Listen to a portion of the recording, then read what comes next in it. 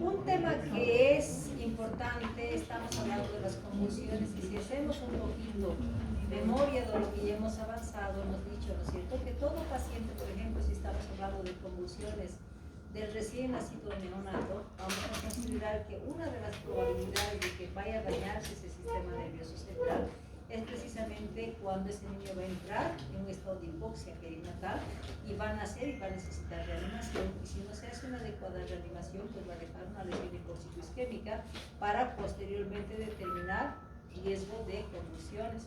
Cuando hablamos de los niños un poquito más grandes, cuando hablamos de procesos infecciosos, decimos, por ejemplo, una infección del sistema nervioso central siempre nos va a dar una complicación de daño, y ese daño se va a manifestar posteriormente al cuadro infeccioso. Si estamos hablando de la meningitis, vamos a determinar que ese niño va a poder presentar una crisis convulsiva. O cuando un paciente, por ejemplo, se cae, cuando hablamos de los niños más grandecitos, tiene un trauma craneoencefálico, no sabemos el grado de daño que se va a dar en el cerebro, pero puede condicionar en algunos momentos que vaya a establecer un foco irritativo para que posteriormente desarrolle una convulsión. Por lo tanto, la convulsión en pediatría, dentro de lo que manejamos, hay que hacer el diagnóstico precoz. ¿Por qué? Porque eso hay que parar, porque se dice que el único tejido que no se va a regenerar precisamente es el sistema nervioso central. Y si estamos hablando de crisis convulsivas recurrentes, muchas veces, ¿qué estamos haciendo? Que se vaya magnificando el foco, vaya dañando poco a poco las neuronas, y eso va a condicionar que eso se va a magnificar y producir crisis convulsivas por la recurrencia que se tiene. Entonces eso es importante considerar. Pero cuando hablamos de convulsiones, ¿qué es lo que tenemos que considerar? Primero, los conceptos que nos van a definir, ¿no es cierto? Que si bien consideramos que la crisis convulsiva no es una enfermedad, está traducida por una descarga normal o una disfunción del sistema nervioso central, entonces decimos, ¿y ahora cómo vamos a diferenciar una crisis convulsiva? Porque dentro de las formas de presentación vamos a tener crisis convulsivas parciales o totales, ¿no es cierto? Entonces, toda vez que hablamos de crisis convulsiva, va a depender del compromiso que tenga esas crisis convulsivas, y ahí ponemos, ¿no es cierto? Puede tener un compromiso motor, puede tener un compromiso sensitivo, sensorial o vegetativo, pero lo que debemos recordar que toda vez que ese niño va a tener una crisis convulsiva es porque se está estableciendo una descarga normal de un grupo de neuronas o del conjunto total del sistema nervioso central, y eso es lo que nos va a poder definir las crisis convulsivas parciales o las crisis convulsivas generalizadas. Cuando ya estamos hablando de la epilepsia, muchas veces pensamos, no es un niño que tiene crisis convulsiva, pero al mismo tiempo que se considera de que ese niño ya es catalogado como un niño epiléptico, y no es así. Porque si estamos hablando de la epilepsia, no es más que se considera primera condición que sean crisis convulsivas generalizadas, con pérdida del estado de conciencia y que éstas sean recurrentes. Entonces, cuando ya tenemos que cada vez le da esa crisis convulsiva, recién vamos a poder utilizar el diagnóstico de epilepsia. Y al mismo tiempo, cuando es un niño que está con crisis convulsiva generalizada, con pérdida de estado de conciencia, pero esa crisis convulsiva nos ha durado más de 30 minutos, ya le cambiamos el diagnóstico y ya decimos que ese niño está en un estatus epiléptico. Entonces, son tres conceptos totalmente diferentes que nos van a permitir hacer el diagnóstico correspondiente. Y si nos preguntamos y decimos, ¿por qué será que ese niño se va a producir una crisis convulsiva? Y ahí vamos a determinar, ¿es con causa conocida o es una causa desconocida? Entonces ahí hablamos de las crisis convulsivas idiopáticas, cuando no tienen una causa conocida específica. No ha habido un proceso infeccioso, no ha habido un estado de hipoxia, no ha habido un trauma directo del sistema nervioso central. Por lo tanto, ¿pero qué nos queda? Que en la familia alguien ha presentado crisis convulsiva. Por lo tanto, si decimos crisis convulsiva idiopática, no hay un hecho definido para que haya producido ese daño del cerebro, pero hay el componente genético del entorno familiar que le está determinando si es que ese niño está presentando esa crisis convulsiva. ¿Por qué? Porque genéticamente ya tiene cromosomas establecidos para que vaya a desarrollar la crisis convulsiva dependiendo de la edad en que se vaya a presentar. Hablamos de la edad juvenil, hablamos de la edad del recién nacido neonato. Al mismo tiempo, si estamos hablando de crisis convulsiva sintomática, ¿qué me está diciendo? Es sintomática a consecuencia de un foco irritativo que ya se ha establecido por un daño del sistema nervioso central. Podemos hablar de lesiones hipóxico-isquémicas, podemos hablar de focos infecciosos, podemos hablar de traumas, etc. Causa conocida. Entonces, son las dos únicas formas en que ese niño va a poder presentar esa crisis convulsiva. Finalmente, cuando ya estamos hablando de qué factores van a ser determinantes para que un niño presente crisis convulsiva, ya hablábamos, ¿no es cierto? Si hay un componente genético del entorno familiar, no está determinado por una lesión del cerebro, está determinada por existencia de neuronas que se las va a llamar las neuronas epilépticas, que son las que ante un factor externo, ante un estímulo externo, puede ser cualquier proceso infeccioso, no precisamente el sistema nervioso central, puede ser factores medicamentosos, pueden ser factores de estrés que van a condicionar a que se despierte a esas neuronas epilépticas para que desarrolle su carga, pudiendo estas ser nuevamente parciales o generalizadas. Entonces decimos, si ese componente genético está ya determinado en ese organismo sin antecedente de daño anterior, ¿qué es lo que decimos? Nos vamos a preguntar cuándo empezaron las crisis convulsivas. Si ese niño ha presentado ya en la edad pre o puberal, estamos hablando de la epilepsia juvenil directamente, ese es el niño que ha empezado a convulsionar. ¿Por qué? Porque genéticamente ese niño ha heredado a través del cromosoma 6, vamos a decir, ese factor irritativo. Entonces va a desarrollar la crisis convulsiva. Y estamos hablando de crisis convulsiva generalizada. Cuando hablamos de aquel niño que es un recién nacido neonato, también puede presentar crisis convulsiva sin ningún factor de antecedente, por ejemplo, de un estado de hipoxia. Entonces ese niño va a empezar a presentar crisis convulsiva. Entonces, ¿qué es lo que decimos? Hay un factor nuevamente genético que está determinado por el cromosoma 2. Entonces, toda vez que un niño presente sin causa determinada crisis convulsiva en la edad del neonatito, hablamos de un tipo de cromosomas. A diferencia del niño grande, hablamos de otro tipo de cromosomas sin causa que no es conocida, está determinado genéticamente, ¿no es cierto?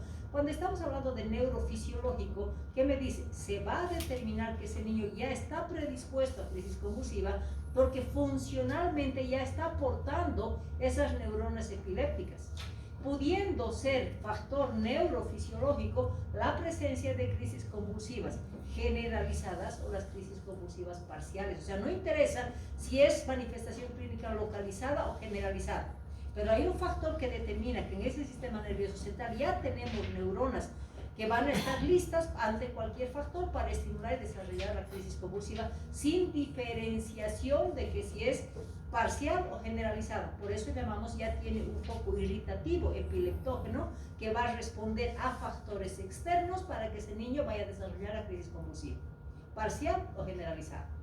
Cuando estamos hablando de los factores neuropatológicos, nos están diciendo patológico, algo específico de daño del sistema nervioso central. Y esto vamos a relacionar generalmente con aquellos focos que han sido condicionantes de producir a consecuencia de esa infección, a consecuencia de ese hecho, un foco irritativo epileptógeno.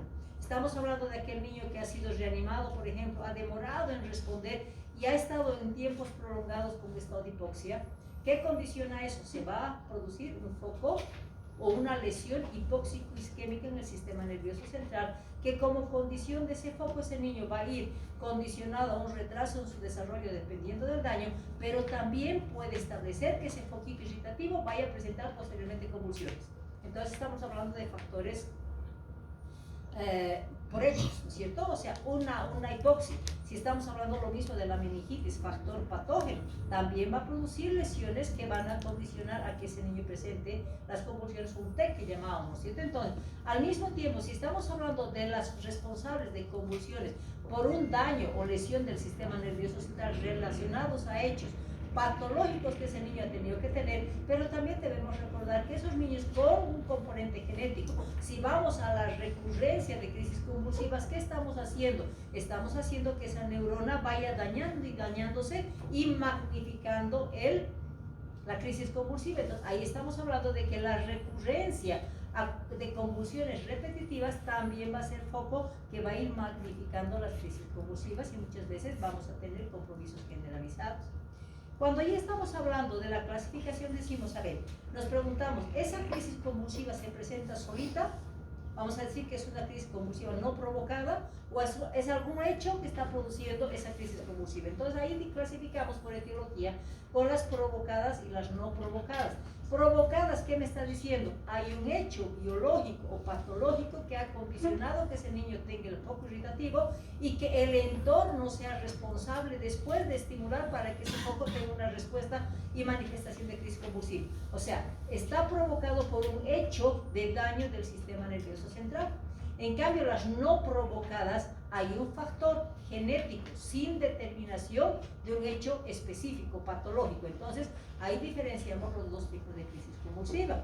Al mismo tiempo decimos entonces, ¿cómo vamos a poder reconocer una crisis convulsiva si estamos determinando que las dos formas de presentación de crisis van a ser aquellas que son parciales? ¿Qué significa crisis parcial?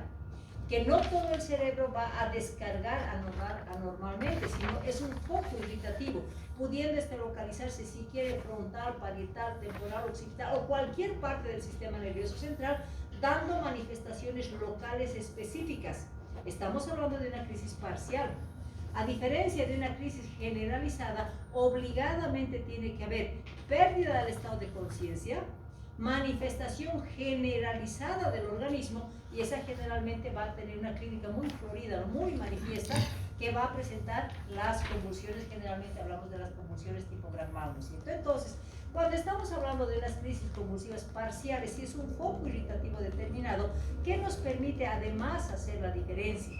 Nos permite determinar si son crisis convulsivas simples o complejas. Cuando estamos hablando de crisis simple, son movimientos repetitivos que el niño va a tener, que generalmente son matutinos y que muchas veces no se percibe ni la mamá se da cuenta. Entonces decimos, si ese niño, por ejemplo, tiene una mirada fija y cada vez en el día se va manifestando esa ausencia, vamos a decir, la mamá no va a decir, mi hijo es bien distraído, dice, ¿no es cierto? Entonces no percibe esa pérdida con el entorno. Entonces hablamos de crisis y dura segundos. Por lo tanto, esas crisis repetitivas sin pérdida del estado de conciencia, vamos a decir, las vamos a llamar las crisis parciales simples, que es mi marcador. Pero cuando esto se va magnificando o va comprometiendo el estado de conciencia con manifestaciones locales, vamos a determinar como crisis convulsiva ya parciales pero complejas. Porque eso va, aunque dure segundos, ese niño pierde ese momento, el estado de conciencia, lo recupera en segundos y tiene una actividad normal. Entonces estamos hablando de las parciales en dos formas de presentación. Cuando hablamos de las generalizadas, ¿qué me está diciendo? Que hay una descarga normal, pero de todo el sistema nervioso central, ¿no es cierto? Y obviamente, para que tengamos una condición de decir que es una convulsión generalizada, eso se va a demostrar con manifestaciones clínicas generalizadas, porque va a implicar ambos hemisferios. Un niño no va a convulsionar con estado de conciencia, en estado de vigilia, ¿verdad? Entonces una crisis convulsiva obligadamente va a estar relacionada con compromiso del estado de conciencia. Las manifestaciones principalmente motoras van a ser bilaterales y las formas de presentación de estas crisis convulsivas van a ser, por ejemplo, si es un niño tiene un tipo ausencia. ¿Qué me significa ausencia? No tengo esos movimientos tónico-clónicos o mioclónicos que se va a presentar. Simplemente el niño, estando dormidito, por ejemplo, o estando echadito en la cama, se va a desmayar, pierde el estado de conciencia sin ningún movimiento. A ese tipo de crisis convulsiva la vamos a llamar ausencia. ¿Qué significa? Si entra en recurrencia, ese niño va a ir magnificando su tipo de crisis y prolongando principalmente el tiempo. Entonces hablamos del tipo ausencia. Eso no es muy frecuente en los niños, y si es que es frecuente, pues la mamá se va a dar cuenta que cuando el niño está jugando en la cama, por ejemplo, de repente se desmaya, ella se va a dar cuenta. Entonces ahí estamos hablando, si son crisis que se van a repetir en ciertos periodos, vamos a decir, es una crisis generalizada, pero tipo ausencia. Cuando es mucho más llamativo, las mioclónicas, cuando hay contracciones generalizadas, tampoco la clínica es muy florida, donde sí vamos a ver claramente la convulsión tónico-clónica. ¿Alguna vez ustedes han visto una crisis convulsiva así, con esas características? Sabemos que los niños, por ejemplo, por un estado febril, va a presentar una crisis convulsiva tónico-clónica.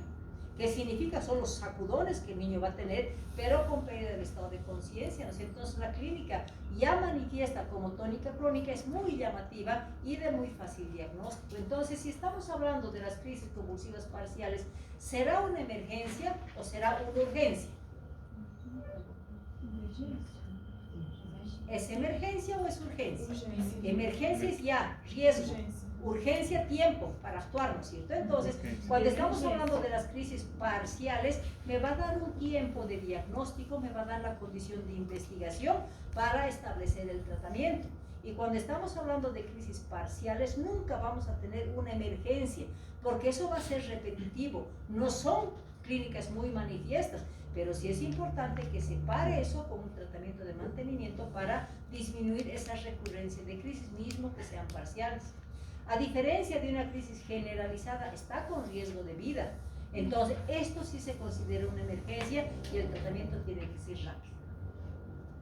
Cuando estamos hablando de una crisis convulsiva generalizada, recordando, ¿no es cierto?, que la crisis convulsiva es una descarga eléctrica normal, súbita del sistema nervioso central. Y si estamos hablando de crisis convulsiva para emergencia, va a ser la crisis convulsiva generalizada, ¿no es cierto?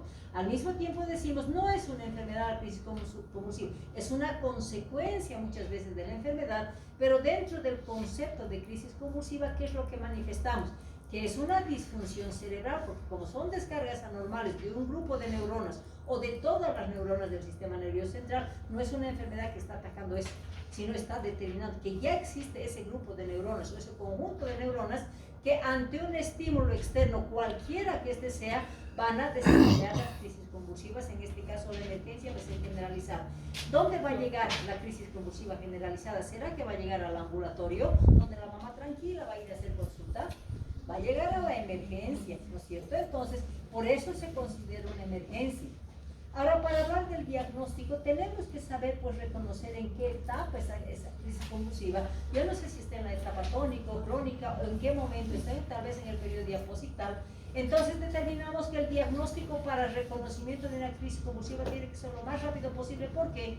Porque eso se tiene que parar, porque cuanto más tiempo dure, va matando neuronas, va dañando neuronas, ¿no es cierto? Entonces, por eso el diagnóstico tiene que ser precoz y la terapéutica tiene que ser dirigida a parar esa crisis convulsiva, por eso se llama terapéutica de crisis. Una vez que se ha logrado parar esa crisis convulsiva, ¿qué es lo que se establece? Ya nos va a dar todo el tiempo que ustedes quieran para determinar la causa, ¿no es cierto? Investigamos la causa. Podemos hablar de antecedentes patológicos que son condicionantes para que ese niño pueda desarrollar esa crisis. O estamos hablando de componentes genéticos también. Entonces ya tenemos toda la forma de investigación. ¿Para qué me sirve eso? Porque si bien hemos actuado rápido a través de la terapéutica de la crisis, ese niño con crisis convulsiva no puede quedarse solamente con ese tratamiento de crisis. ¿Por qué? Porque tengo que parar para evitar ese riesgo patológico. ¿Para que no se vaya repitiendo? Porque al hecho de estar repitiendo esa crisis, ¿a qué lo voy a llevar ese niño? A que sea diagnosticado como epiléptico. Y la epilepsia me va a llevar al daño cerebral. Eso me va a condicionar a que ese niño va a entrar en muchos factores al retraso de su mismo desarrollo. Entonces hay que parar. Paramos como pediatras generales, como médicos generales en la emergencia, pero ¿cuál es mi obligación? La referencia. ¿Y dónde lo vamos a referir? A la especialidad de neurología. Puede ser neuropediatra o neurólogo, no interesa, ¿no es cierto? Pero ¿para qué? ¿Cuál es la función directa? ¿Será el tratamiento de crisis que va a determinar el neurólogo o va a ser el mantenimiento? Para el mantenimiento, para prevenir la recurrencia de crisis convulsiva, ¿no es cierto? Entonces, hacemos ese tipo de atención en todo niño que nos va a llegar a la emergencia. Y al mismo tiempo decimos, ¿y qué voy a hacer cuando me llegue a la emergencia? Se dice que el paciente que llega con una crisis convulsiva generalizada, como condición hemos dicho que tiene que tener pérdida del estado de conciencia. No sabemos si nos va a llegar en el momento que existe la etapa tónico, crónico, posital, no sabemos, pero nuestra obligación es parar esa crisis convulsiva. Por eso se llama el minuto cero de la emergencia, donde en ese minuto que estamos viendo tenemos que saber reconocer la crisis convulsiva. ¿Qué riesgo tenemos con ese niño? ¿Por qué se llama emergencia? Porque ese niño no sabemos si comió antecitos y vomita, ¿no es cierto? Al vomitar, como está con movimientos tónico-clónicos, estamos viendo la posibilidad de que se dé una broncoaspiración. Entonces, para cuidar ese riesgo de vida que va a tener ese niño, tenemos que condicionar al soporte básico de vida, que se llama, ¿no es cierto? Y una de las tareas primarias que nos va a dar en la atención de un niño con crisis convulsiva es permeabilizar esa vía respiratoria. ¿Cómo voy a lograr? Poniéndolo en posición lateral. Porque eso me va a permitir mantener una vía aérea permeable, ¿no es cierto? ¿Ustedes creen que el oxígeno va a ser inmediatamente? No nos va a dar tiempo de manejar el oxígeno, porque inmediatamente, como es una clínica muy florida, entonces, ¿qué condicionamos? Lo que nos han enseñado muchas veces es decir, cuidado que se destroce la lengua. ¿no es cierto? Entonces, muchas veces, ¿qué es lo que hacen? Y eso está equivocado. Se envuelve, qué sé yo, baja lenguas o alguna cosa y le ponen en la boca para evitar que se muerda la lengua. Eso, el niño tiene tanta fuerza con los músculos maceteros que puede incluso producir fracturas dentarias. Entonces dice, no se debe colocar nada de duro en la boca. Muchas veces lo queremos sostener al niño y la fuerza es tan marcada de los niños que al solamente sostenerla, por esa contracción muscular tan intensa que tiene, puede producir fracturas. Por lo tanto, ¿qué se dice? No hay que sujetarlo, simplemente proteger a ese niño para que no se caiga y no tenga más daño. Entonces, como mensaje nos dan esto, ¿no es cierto? Entonces dice, y voy a hacer un tratamiento rápido. Me van a decir, pues le daré pues diazepam por la boquita. ¿Cuánto tiempo me va a dar el efecto del diazepam bioral? 10, 15 minutos cuando ya es tarde. Vamos a ver, entonces le pondremos intramuscular. Nuevamente el efecto intramuscular va a dar entre 5, 10, 15 minutos. No me sirve la bioral, no me sirve la vía intramuscular, entonces tengo obligación de buscar un acceso venoso.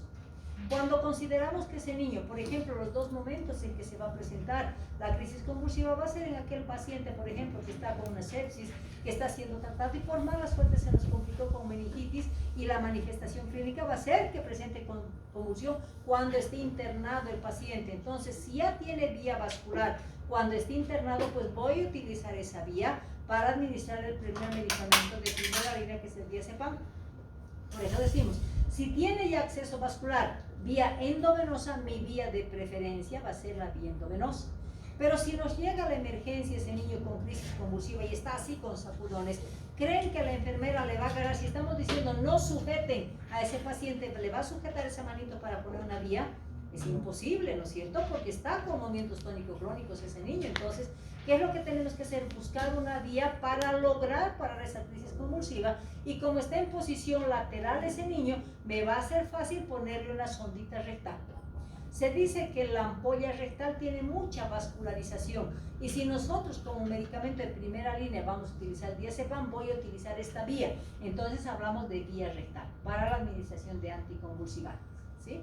Una vez que hemos administrado por vía rectal, ¿qué es lo que tenemos que hacer? Va a parar automáticamente, porque eso va a durar segundos, vamos a decir, en parar esa crisis convulsiva, y el niño va a quedar en un estado de somnolencia, ¿no es cierto? En ese momento voy a tener que darle oxígeno. ¿Por qué? Porque todos los anticonvulsivantes son depresores del sistema respiratorio. Entonces ese niño, por el mismo hecho de haberlo sedado de esa manera, no va a respirar adecuadamente. En ese caso recién vamos a poderle dar la oxigenoterapia, ¿sí? Y después, cuando ya ha pasado la crisis, pues tendremos una anamnesis adecuada con los familiares o los padres para decir cuál es la causa. ¿Para qué? Para que ese niño sea referido. ¿Para qué? Para que el neurólogo haga el tratamiento de mantenimiento, ¿no es cierto? Entonces, nuestro opcional va a ser basado en esto, en la emergencia. Pero posteriormente hemos dicho, es obligatorio la referencia correspondiente. Bueno, cuando estamos hablando de tratamiento de crisis, hablamos de primera, segunda, tercera línea, ¿no es cierto? El medicamento que más se dispone y el que se considera de primera línea es el diazepam, que es una benzodiazepina, ¿no es cierto? Entonces, si estamos hablando de la benzodiazepina, tenemos que saber en qué presentación viene la ampollita. Decimos que viene 1 ml con 10 miligramos. Entonces, ahí voy a definir, si ese paciente está internado y está ya con vía endovenosa, tengo que saber la dosis que le voy a administrar, y vamos a administrar de 0,3 miligramos por kilo de peso. Vamos a, como está por vía endovenosa, pues le voy a dar por la vía endovenosa. Pero yo no puedo administrar rápidamente el diazepam porque es un depresor del sistema respiratorio y circulatorio. Entonces se dice que la enfermera tiene que dar lentamente, ¿no es cierto? Estamos hablando de administración de 2 a 3 minutos. Si este niño para la crisis convulsiva, perfecto, no necesito una segunda dosis, pero si nuevamente se reactiva la crisis convulsiva, puedo administrarle hasta 10 minutos, 2 a 3 veces hasta parar la crisis convulsiva. Eso es cuando el paciente está con una vía periférica. Pero si llega a la emergencia, hemos dicho, mi vía de emergencia va a ser la vía rectal. Entonces vamos a conectar esta vía rectal con una sondita que tiene un lumen mucho más amplio que la vía endovenosa. Entonces vamos a administrar, ¿cuánto tengo que poner? Aproximadamente de 4 o 5 centímetros voy a poner en la vía rectal. Voy a administrar diazepam, pero yo no sé cuánto de cantidad se ha quedado en la sondita. Y también decimos que como el volumen de la sonda es mayor y la ampolla rectal tiene que tener mayor absorción, se dice que vamos a duplicar la dosis. Vamos a dar de 0,5 a 6,06 miligramos por kilo peso. Pero como también puedo tener el riesgo de que le ha aumentado la dosis, pero esa sonda tiene un volumen amplio en el lumen, ¿qué vamos a considerar? Tengo que lavar. Entonces, después de la aplicación del diazepam, le voy a poner unos 5 ml de suero fisiológico. ¿Para qué? Para, en otras palabras, empujar que el diazepam llegue a la vía rectal y lavar la sonda para que todo el medicamento sea utilizado para parar la crisis convulsiva. Nuevamente, la vía rectal nos permite dar 2 o 3 veces cada 10 minutos hasta parar la crisis convulsiva. Una vez que ese niño ha parado la crisis convulsiva, ya está tranquilo, ¿no es cierto? Entonces, ¿qué tengo que hacer? Si sé que el diazepam es un medicamento que me va a producir depresión respiratoria, principalmente después circulatoria, ese paciente tiene que estar conectado a un monitor, porque me puede hacer incluso un paro cardíaco, ¿no es cierto? Entonces, por eso se dice que cuando estamos hablando post-atención de emergencia, se tiene que monitorizar la frecuencia cardíaca, frecuencia respiratoria, porque esa depresión respiratoria puede ser tan marcada en que ese niño puede parar de respirar y eso va a ser un cuadro mucho más grave. Entonces, la monitorización va a ser importante y en caso de que vaya bajando la frecuencia cardíaca, ¿qué tengo que hacer? ¿Qué medicamento vamos a utilizar? Por ejemplo, en caso de baja de frecuencia cardíaca, la atropina, para mejorar esa frecuencia cardíaca, pero por eso se dice que tiene que estar monitorizado durante el proceso. Bueno, en algún momento yo no tengo el medicamento del diazepam porque es un medicamento controlado que solamente se va a comprar con la tarjetita azul. Entonces, ¿qué tengo que hacer? Tengo disponibilidad en quirófano y lo que nunca les va a faltar a los anestesiólogos es el midazolam. Siempre se va a disponer en área quirúrgica. Sabemos que el midazolam va a tener en 2 presentaciones. Tenemos el spray y tenemos en ampollas. Cuando estamos hablando del spray, en los niños no es muy utilizado. Podemos dar un puff en la naricita y vamos a dar, pero no sabemos exactamente la dosis que va a actuar en ese niño. Por lo tanto, sí describimos como en la literatura el midazolam intranasal, pero en pediatría no se utiliza mucho, a no ser que sean niños grandes, ¿no es cierto? Pero ¿qué es lo que podemos utilizar? El midazolam en la ampolla. El midazolam va a tener una administración de que ese niño no está con vía y ha llegado nuevamente a la emergencia con la crisis convulsiva. Voy a aplicar por vía yugal. ¿Dónde se encuentra y qué es la vía yugal? ¿Qué es la vía yugal? Hablamos de vía endovenosa, hemos hablado de vía rectal. ¿Qué es la vía yugal?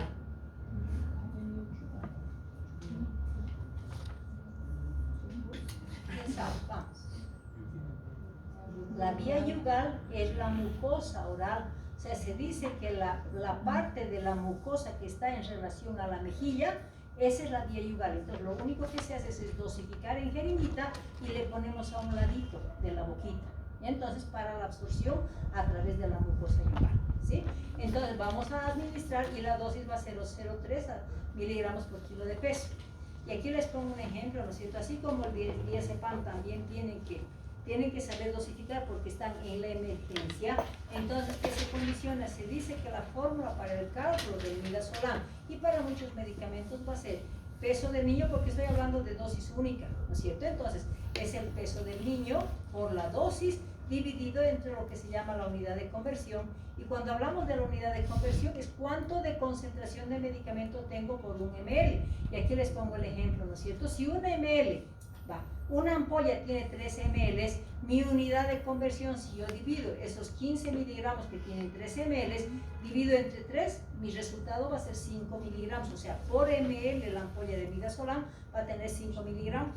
Entonces mi fórmula va a ser el peso del niño, que son 15, voy a multiplicar por la dosis, que es 0,3, mi total va a ser 4.5 miligramos.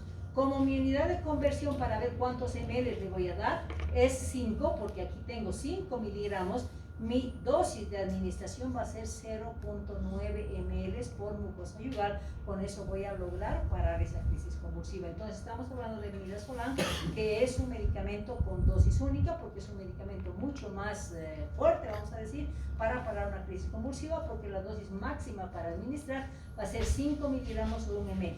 Estoy hablando del menor de 1 año. Entonces, pero tenemos que saber ese indicador.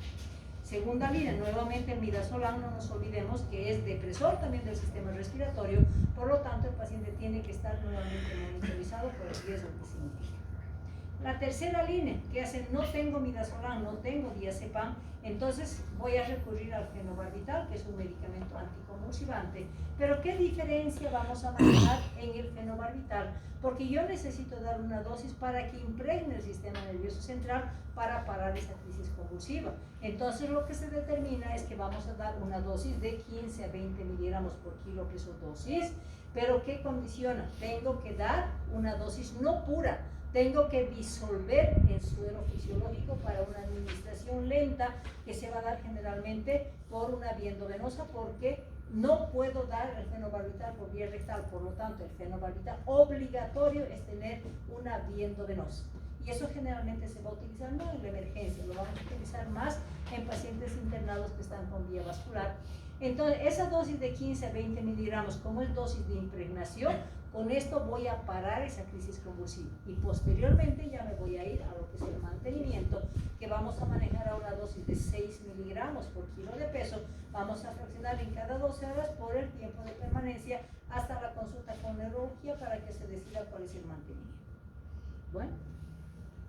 Una vez que hemos parado la crisis, ¿qué tengo que hacer? Investigar causas, hemos dicho, ¿no es cierto? Y cuando estamos hablando de la investigación de causas, decimos, ¿no? El paciente está llegando a la emergencia y tiene fiebre. Toda vez que tenemos fiebre, ¿en qué pensamos? En un proceso infeccioso.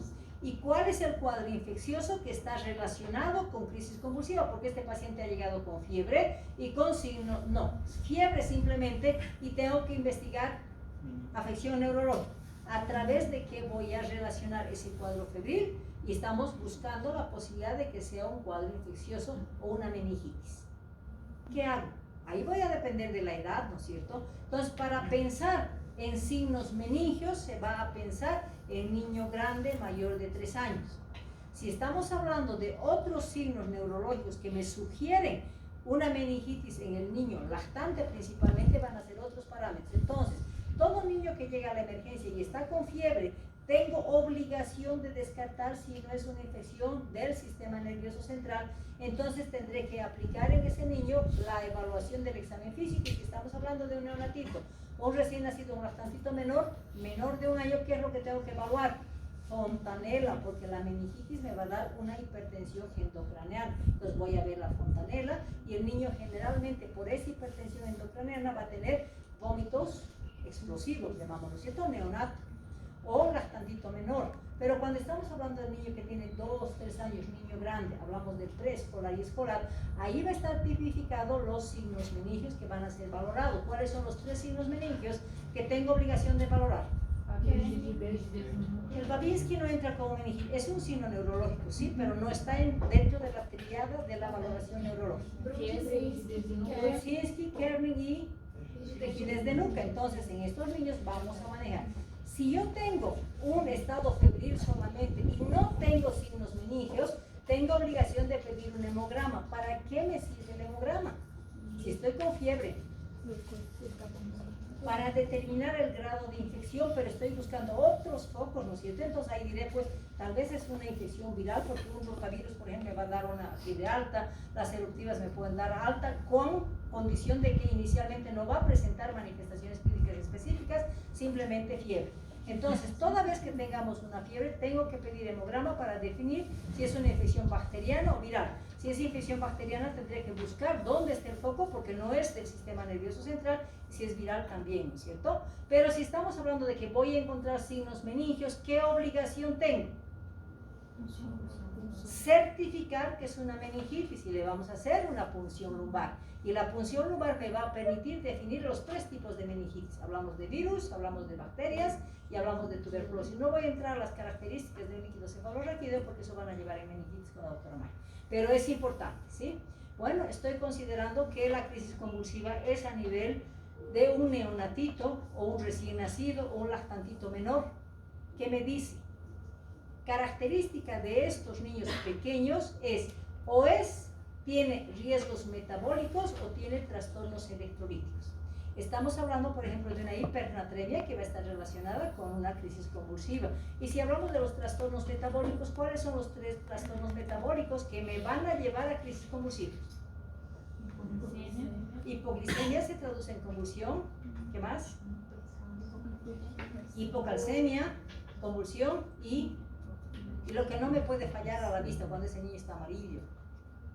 El kernícteros por una hiperbilirrubinemia. Entonces los 3 trastornos metabólicos van a estar condicionados. Entonces por eso, aquí no les he puesto bilirrubina porque claramente se ve si hay tinte histérico en piel, complicación del kernícteros es igual a crisis convulsiva.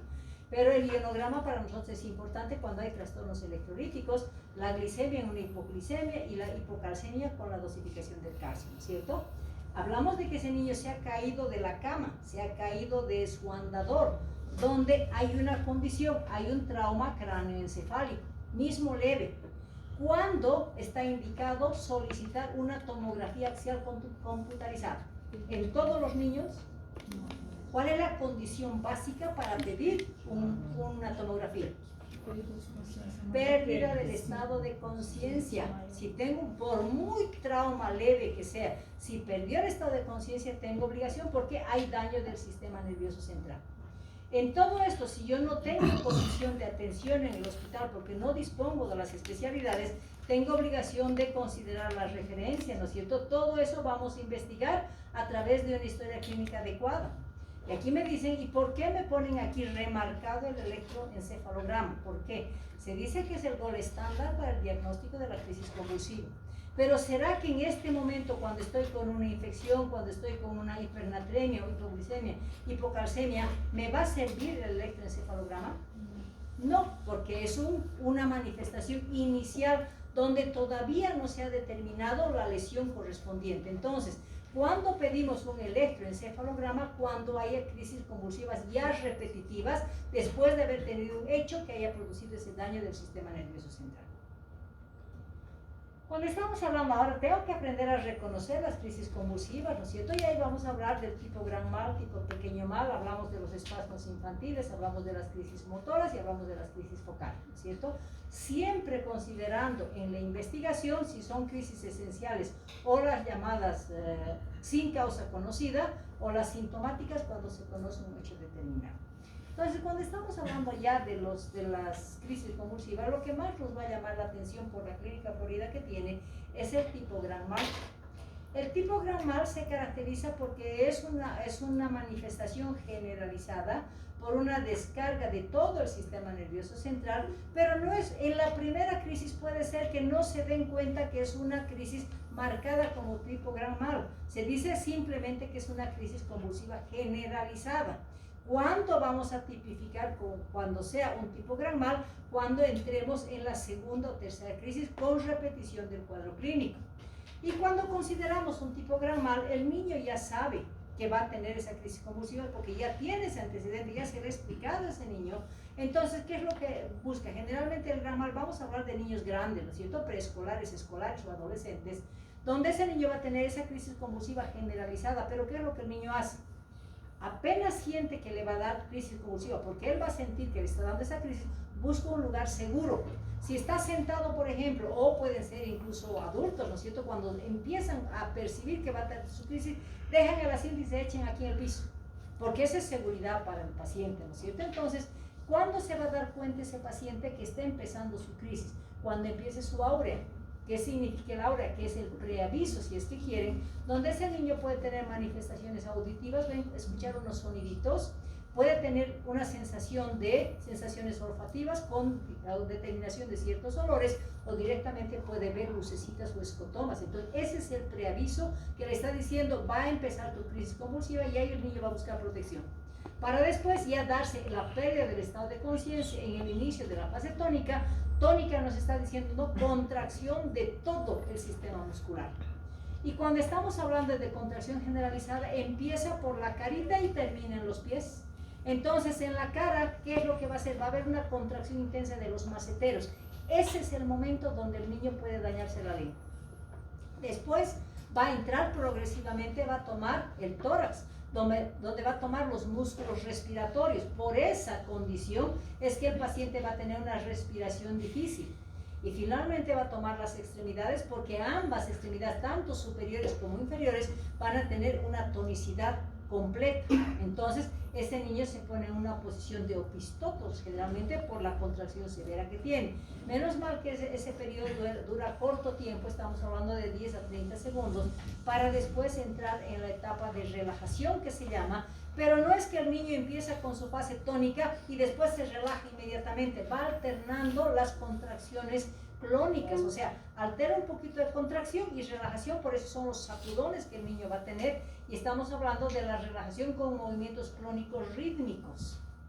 Como va a llegar un momento en que esos sacudones van a tener que parar, se va a dar una relajación completa, estableciéndose ya la fase clónica. ¿Y qué vamos a ver en ese niño? Ya está como desmayado, sin mayores movimientos. Entonces, ¿qué es lo que se va a dar? Relajación de esfínteres. Va a miccionar espontáneamente y va a hacer la deposición. Esa es la etapa final que vamos a decir que es de la etapa clónica. Entonces, va a marcar al final y la duración va a ser 3 a 5 minutos. Una vez que se ha dado todos estos momentos, tanto en la fase tónica como en la fase clónica, no está con el estado de conciencia, no está alerta, está sin estado de conciencia, ese paciente tiene que despertar, ¿no es cierto? Y a eso lo vamos a llamar el periodo posictal, donde el niño va a despertar, pero como hay tanto agotamiento del sistema nervioso central, ese niño puede tener un sueño intenso después, va a tener una cefalea o va a despertar con un estado de confusión. ¿Qué es lo que condiciona? Después de esa crisis convulsiva, el niño va a entrar en un sueño profundo. Y después, como si no le hubiera dado la crisis, vuelve con su actividad normal. Entonces, ¿esto qué me significa? Tratamiento de emergencia y para de crisis, porque si este niño continúa con sus crisis, ¿qué diagnóstico le vamos a dar? Epilepsia, va a ser un niño epiléptico, ¿no es cierto? Bueno, si eso es lo grande, decimos, ¿no? Fase tónica, posición de opistotos, todo construido. Y relajación, empieza con una relajación, pero con movimientos clónicos rítmicos, ¿no es cierto? Para establecer directamente el periodo posictal, ¿no? Cuando estamos hablando del pequeño mal ya nos está diciendo es algo cortito, es un riesgo menor que pasa a tener ese niño. Entonces decimos, se manifiesta simplemente con ausencias simples. O se la llama también la epilepsia menor, porque no hay pérdida del estado de conciencia. Pero ¿qué es lo que se va a determinar? La forma de manifestación de un pequeño mal es los momentos de ausencia que ese niño va a tener o se deslinda directamente. Está tranquilo jugando y ¿qué es lo que hace? Se siente y mira, así, ¿no es cierto? Fija su mirada y la mamá, ¿qué es lo que nos dice? Ay, mi hijo es bien distraído, dice, ¿no es cierto? Porque cada vez se distrae. Entonces, la mamá no sabe que es una crisis convulsiva y si eso se va a ir magnificando. Entonces, ¿qué tenemos? Ante esa mirada fija, ¿qué tenemos que enseñarle a la mamá? Para certificar si es una crisis convulsiva, vamos a establecer el movimiento ciliar. Entonces, hay que decirle a la mamá que cuando está con esa mirada fija, tiene que moverle sus pestañitas. Si no está en una crisis convulsiva, ese niño cierra el ojito por mecanismos de defensa. Pero si está en crisis convulsiva, nos va a mantener los ojos abiertos. Entonces, es una prueba que me va a permitir decir que está con una crisis convulsiva tipo pequeño mal. En algún momento ese niño va a tener lo que a muchos de ustedes les ocurre. Cuando están nerviosos, nunca han tenido ese parpadeo, ese tic del ojo. Nunca les ha dado. Pero eso es por estado nervioso, que en los adultos se va a dar, que pasa en los niños. Ese tic, ese pestañeo de ojos frecuente, que sea repetitivo durante el día y que cada vez estés repitiendo ese ciclo, ¿qué significa? Que es un tipo pequeño mal, ¿no es cierto? Entonces, ahí estamos hablando de que hay alto riesgo, dura pocos segundos, se va a presentar varias veces al día y después, como si nada hubiera pasado, ese niño sigue jugando, porque es un poquito pequeño y irritativo que va a condicionar a eso, ¿sí? Estamos hablando de la crisis motora, musculatura nos hizo. Entonces, nuevamente son crisis repetitivas donde no hay pérdida de estado de conciencia tampoco, pero son movimientos repetitivos que se van a dar durante el día. ¿Cómo reconocemos estas crisis motoras? De repente el niño parece que estuviera mascando chicle y no hay nada en su boquita, como si mascara chicle. Y eso es cada vez en la mañana o en el día. Entonces, eso debe llamar la atención. Cuando estamos hablando de palabras repetitivas, por ejemplo, está jugando y dice, mamá, mamá, mamá, mamá, listo, ahí pasó.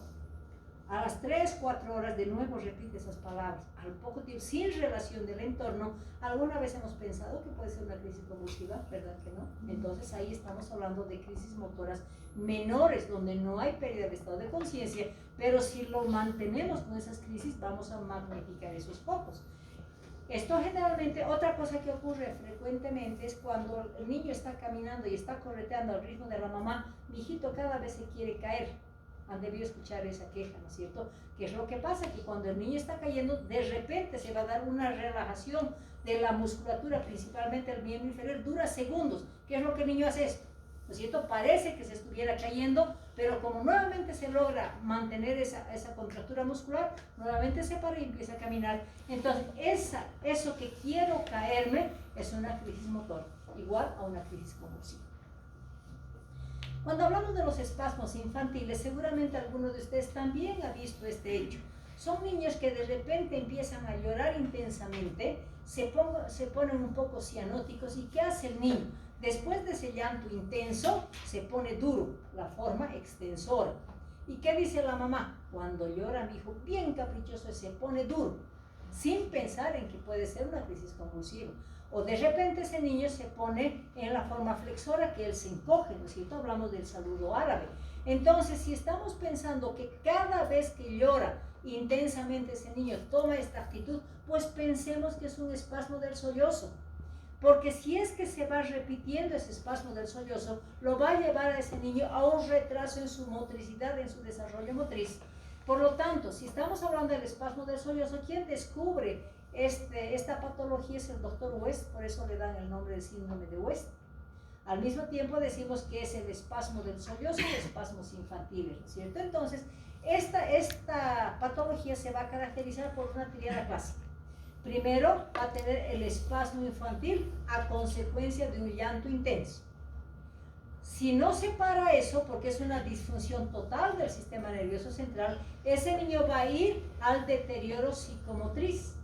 Y finalmente tengo que demostrar que ese cerebro está con la imagen patognomónica, que es la ipsarritmia, para el diagnóstico correspondiente. Entonces tenemos obligación de pedir un electroencefalograma, aunque parezca que no fuera grave, pero cada vez que llora le pasa esto, ¿no es cierto?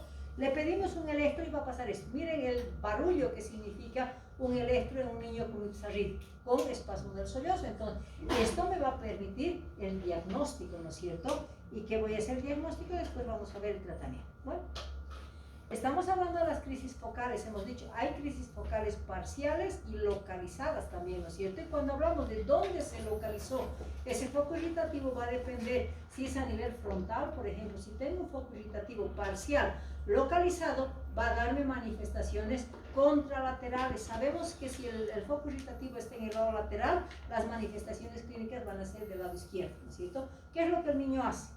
Empieza a tener movimientos de lateralización de la cabecita o de los ojitos. De repente el niño está así y sus ojitos 3 veces lo mueven. O de repente está con la cabecita así tranquilo, 1, 2, 3, listo. Eso es foco frontal, desviación de la cabeza en movimientos repetitivos de 2 o 3 oportunidades, pero recurrentes durante el día. Nos está pensando, hay crisis convulsiva en foco frontal. Cuando estamos hablando del foco parietal, el niño, ¿qué es lo que dice? Hay crisis sensitiva, me hormiguea mucho los pies, dice, ¿no? ¿Qué es lo que la mamá piensa? Cuando se hormiguea, digamos, una extremidad, cuando se siente en una mala posición, cuando tiene un golpe en una de las extremidades, ¿no es cierto? Pero si esto se me adormece, me está hormigueando mis piecitos, y dice cada vez, y es un localizado en un foco determinado, no es que de repente hoy día va a presentar en la pierna derecha, otra vez en la pierna izquierda, no es eso. Entonces, cuando estamos hablando de foco parietal establecido en uno de los focos, donde va a dar sintomatología repetitiva en un punto determinado. Entonces hablamos del hormigueo repetitivo, entonces crisis convulsiva. Cuando hablamos del foco occipital, no nos olvidemos que son las crisis visuales. Entonces, ¿qué es lo que el niño va a decir? Mamá, veo mosquitas. Mamá, veo lucecitas, ¿no es cierto? Entonces, esa es una traducción de foco irritativo en un foco occipital que me está traduciendo con esas manifestaciones. Nuevamente hablamos de recurrencia. Peor cuando estamos hablando del foco temporal, estamos hablando de las crisis psicomotrices, ¿no es cierto? Movimientos motores masticatorios, repetición de palabras, como hemos dicho, con la crisis menor. Entonces, es lo mismo que se va a presentar, pero por foco temporal. Y cuando hablamos de las manifestaciones viscerales, cuando tengo foco temporal, ¿cuántas veces ustedes han escuchado que el motivo de consulta más frecuente en pediatría es el dolor abdominal? Muchas veces, ¿no es cierto? La mamá viene sin tener diarrea, sin tener otra sintomatología, cada vez le está doliendo su barriguita. ¿Qué es lo primero que pensamos como médicos? ¿Qué piensan ustedes? ¿Dolor de barriga igual a qué?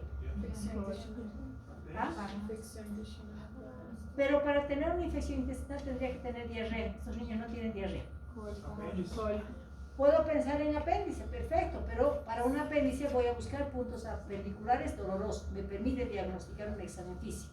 Este paciente no tiene nada. El examen físico es de lo más normal, no tengo el peristaltismo acelerado, no tengo puntos dolorosos, simplemente dolor abdominal repetitivo. ¿En qué otra cosa pensamos? Podía pensar en infección urinaria y podía pensar, pero tendría que tener un síndrome miccional, ¿no es cierto? O sea, hay algo, cuando estamos hablando de infecciones, hay algo que me va a avisar. Pero lo común que es, tiene bichos. O sea, los parásitos se relacionan muy frecuentemente con el dolor abdominal. ¿Qué es lo que se hace? Le damos un antiparasitario, un mebendazol, un albendazol, pomata pirental, lo que ustedes quieran. Y la mamá al poco tiempo vuelve, le sigue doliendo su barriguita. Dolor abdominal tipo cólico que aparece sin ninguna relación a un hecho y que desaparece sin ninguna medicación. ¿Alguna vez nos hemos puesto a pensar que puede ser un daño, un foco irritativo en foco temporal con manifestación visceral, verdad? Entonces, todas las crisis menores muchas veces no le damos la importancia correspondiente. ¿Y cuándo vamos a dar? Cuando recién se vayan magnificando esas crisis y cuando ya hayamos podido evitar antes, ¿cierto? Entonces, hablamos de los focos parciales. Ahí viene la crisis convulsiva febril, ¿no es cierto? Decimos que es una convulsión benigna. Las manifestaciones clínicas que van, ¿cómo se van a manifestar una convulsión febril? Una convulsión generalizada, convulsión tónico-clónica con compromiso del estado de la conciencia. Esa es una crisis convulsiva febril, que parece claramente no con un tipo gran mal, porque ahí no tenemos aura ni tenemos poder opositar, pero tenemos la crisis convulsiva generalizada. Bueno, pues entonces estamos diciendo, si hay fiebre también me han dicho que tengo que descartar procesos meningios, ¿no es cierto? Entonces, en toda crisis convulsiva que se la llama benigna, que se va a presentar entre 6 meses y 5 años, tengo obligación por la fiebre elevada descartar problemas meningios. Es obligatorio descartar eso por la fiebre, ¿no es cierto? La fiebre no siempre va a ser meningia, pueden tener otras causas de otros focos infecciosos, ¿no es cierto? Entonces, ¿cómo voy a poder diferenciar claramente que sea una crisis convulsiva febril o sea una crisis convulsiva con fiebre y con infección del sistema nervioso central? ¿Cómo puede ser esa diferencia? Y eso es fácil. ¿Cuándo se va a presentar la fiebre de un niño que está con meningitis? Va a ser un día de 39 grados y va a mantener así 39 grados. El niño me va a convulsionar cuando haya daño del sistema nervioso central al tercer o cuarto día del síndrome febril. Eso es lo común en una meningitis, ¿verdad? O como un proceso infeccioso. ¿Cuándo convulsiona ese niño? Cuando estamos con una fiebre, cuando estamos con curvas térmicas elevadas, 39 o 40 grados. Cuando es una convulsión febril.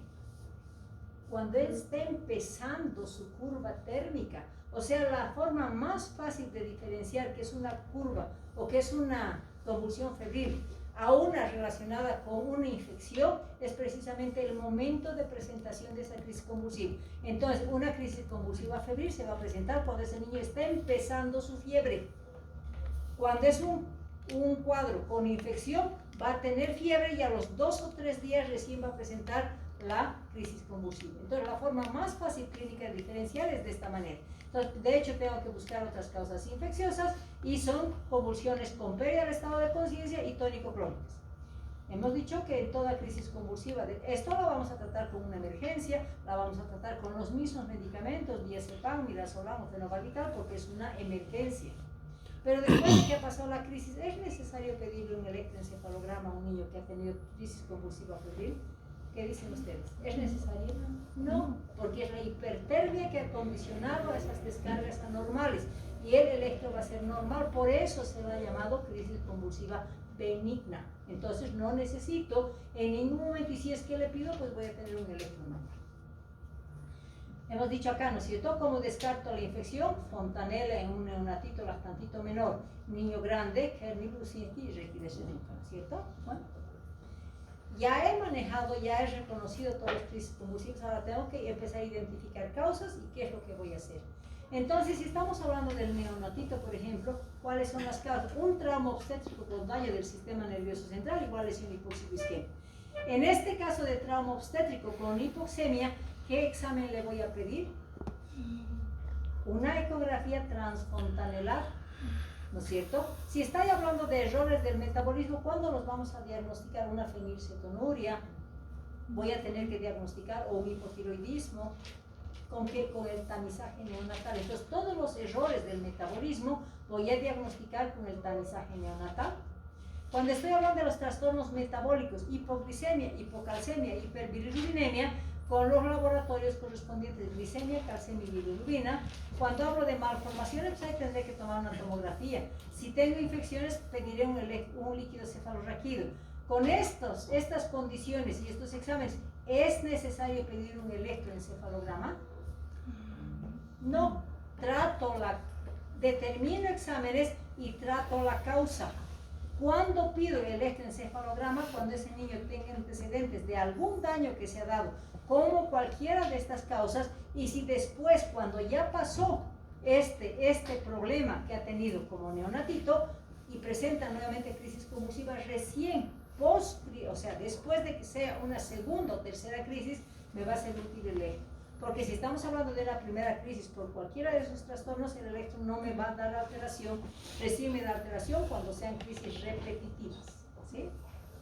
Y cuando consideramos ya en el niño menor de 5 años, ¿qué vamos a establecer? Decimos, ¿será la causa febril?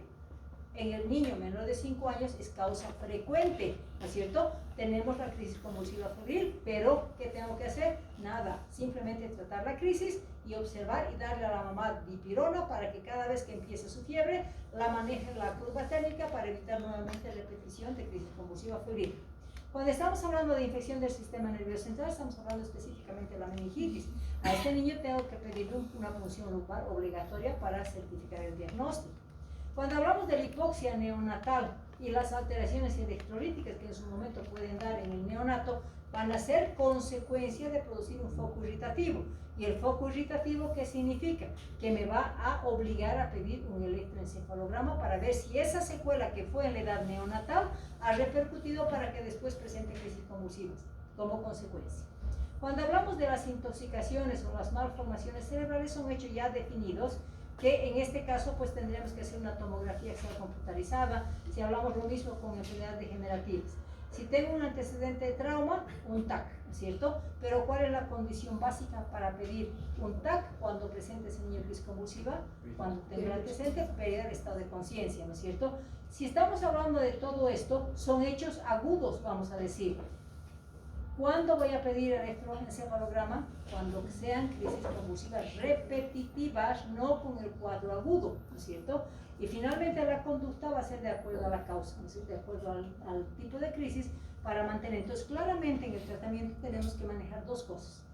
¿En qué momento voy a pedir todo lo que es apoyo diagnóstico? Cuando sea una primera crisis y sea un hecho biológico patológico que esté condicionando como complicación la crisis convulsiva. ¿Cuándo voy a pedir un electroencefalograma? Cuando ese niño haya pasado un hecho patológico que me haya dejado una consecuencia y que después, cuando se vuelva a repetir esa crisis, voy a pedir un electro para medir el daño y determinar el foco irritativo, sea este parcial o sea generalizado, ¿cierto? Y las causas que hemos manejado, ¿no? Entonces, ¿qué tengo que hacer? Conocer también los medicamentos, ¿no es cierto? Entonces, ahí estamos hablando del tratamiento de crisis. ¿Cuáles son los 3 medicamentos que se manejan en la crisis? Diazepam y midazolam. 3 tratamientos de crisis. Y cuando estamos hablando de mantenimiento obligatorio ante un tipo de crisis, sean estas parciales o sean generalizadas, se tiene que establecer el mantenimiento. Y va a depender de las crisis. Por ejemplo, si estamos hablando de generalizadas, vamos a manejar el fenobarbital. Dosis de impregnación y dosis de mantenimiento, 6 miligramos kilo-peso. El ácido valproico y la hidantoína a 10 a 5 miligramos kilo-peso. Si es un pequeño mal, de preferencia es ácido valproico con 10 a 15 miligramos por kilo de peso día. Las crisis focales, los 3 medicamentos no son útiles, ¿no es cierto? Crisis motoras menores, solamente ácido valproico. ¿Y qué pasa con los espasmos infantiles que consideramos una crisis convulsiva? ¿Por qué no estamos manejando como un anticonvulsivante? O sea, es diferente cuando estamos hablando del espasmo del sollozo y la ipsarritmia. Entonces, el tratamiento, una vez certificado a través del electroencefalograma la ipsarritmia, vamos a manejar el ACTH, que es la corticotropina.